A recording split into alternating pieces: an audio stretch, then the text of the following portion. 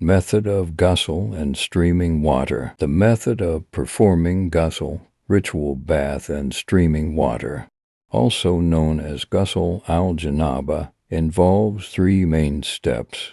Here is a step-by-step guide. Intention. Form the intention in your heart to perform ghusl, to purify yourself from major ritual impurity janabah, although it's not necessary. To verbalize the intention, it's important to have the intention in your mind. Wash your hands. Begin by washing your hands thoroughly, up to the wrists. This step is similar to the ablution wudu process. Use soap or cleansing agent if available. Rinse the private parts.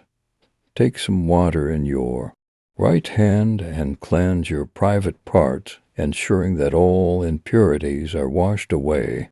Use your left hand to assist in the cleansing if needed. Be thorough in this step to ensure complete cleanliness. Perform a complete ablution wudu. Wash your hands. Rinse your mouth.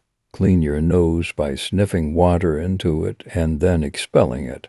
Wash your face, and finally wash your arms up to the elbows, ensuring that you cover all areas. This step is important to complete tea. Pour water over your head. Stand under a shower or use a container to pour water over your head, ensuring that the water reaches the roots of your hair. Ensure that the water flows all over your body. Wash the right side of your body.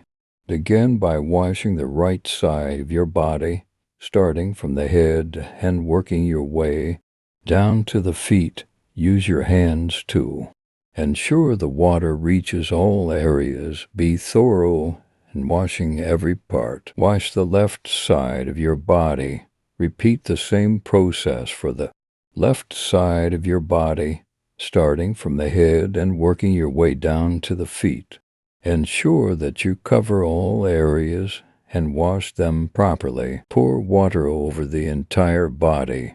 Finally, pour water over your entire body once again, making sure that all parts of your body have been thoroughly washed. This step ensures that no part has been left untouched. After completing these steps, your ghusl and streaming water is considered complete. It's important to note that the water used for ghusl should be clean and pure.